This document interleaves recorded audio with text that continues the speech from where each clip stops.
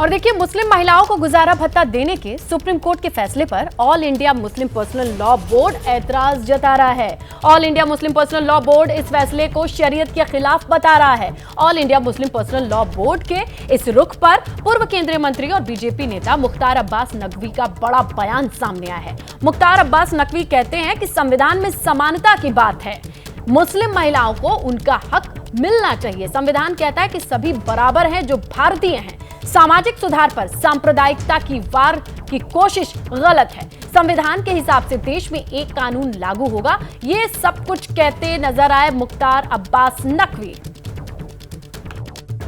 मुख्तार अब्बास नकवी हमारे साथ मौजूद है। सर, पर्सनल लॉ बोर्ड का कहना है कि सुप्रीम कोर्ट का यह फैसला सही नहीं है, शरिया में एक तरह से हस्तक्षेप है। देखिए, सुधार के मिशन पर सांप्रदायिक टशन जो है वो न मुल्क के लिए अच्छा है, न किसी मज़हब के लिए अच्छा है और न मानवता के लिए अच्छा है।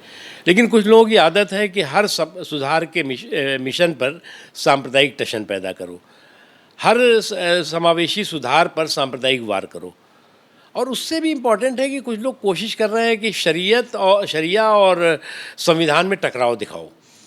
अरे भैया, शरीयत मुल्क जो है वो संविधान से चलेगा, मज़हब आप शरीयत से चलाइए, किसने मना किया है? शरीयत और संविधान के बीच में कोई विरोधाभास नहीं है।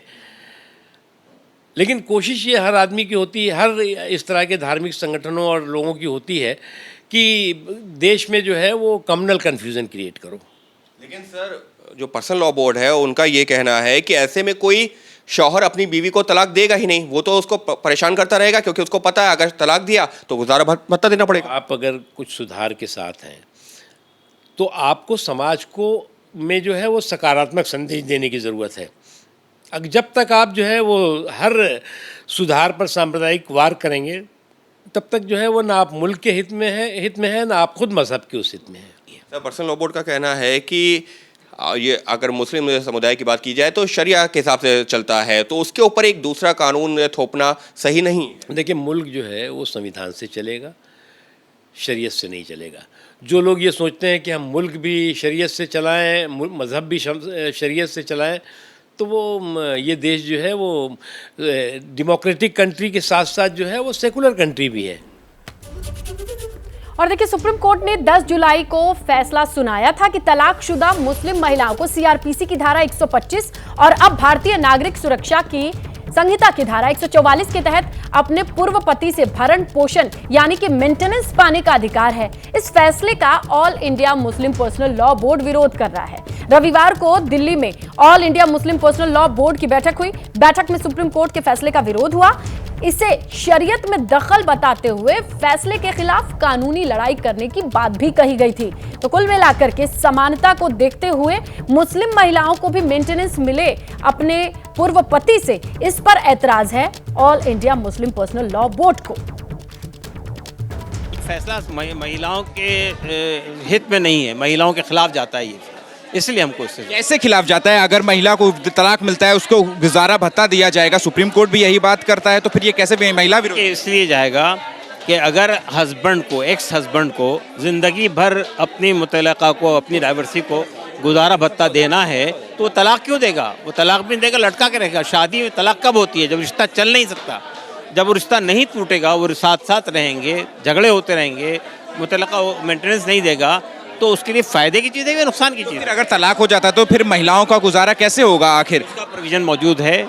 देखिए, पहली बात तो ये कि उसके बच्चे हैं तो बच्चों के गुजारा देना हस्बैंड की जिम्मेदारी है। आप लोग क्या करेंगे? चाइल्ड की रिव्यू पिटीशन डालेंगे? कैसे आखिर विरोध करेंगे? कमेटी के हवाले किया है, वो जो भी एडवाइस करेगी उसके मुताबिक काम करें। तो पहली बात तो हम आपको सुप्रीम कोर्ट के ताल्लुक से बतला दें कि सुप्रीम कोर्ट कभी भी फाइनल अथॉरिटी नहीं रही है।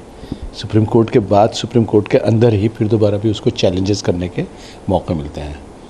And an number of times we have seen it the supreme court को अपने ही ऑर्डर्स को बाद में निरस्त करना पड़ा है, उसको फिर दोबारा अमेंड करना पड़ा है, उसको करेक्शन करना पड़ा है। सुप्रीम कोर्ट में सारे ही ऑर्डर सही होते हैं और ऐसा नहीं है कि सुप्रीम का कोई ऑर्डर चैलेंजेबल नहीं होता, और ऐसा ही नहीं है कि सुप्रीम कोर्ट के ऑर्डर पास होने के बाद उसमें फिर दोबारा करेक्शन का चांस नहीं होता। This is the simple answer. जैसे ही घड़ी का काटा दोपहर 2:30 पे आए, बबीता जी का दिल सास बहू साजिश के लिए मचल जाए।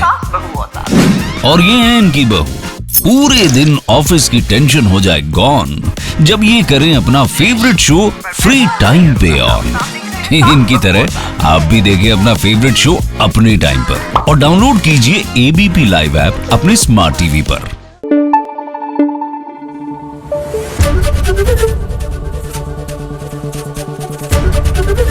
एबीपी न्यूज आपको रखे आगे।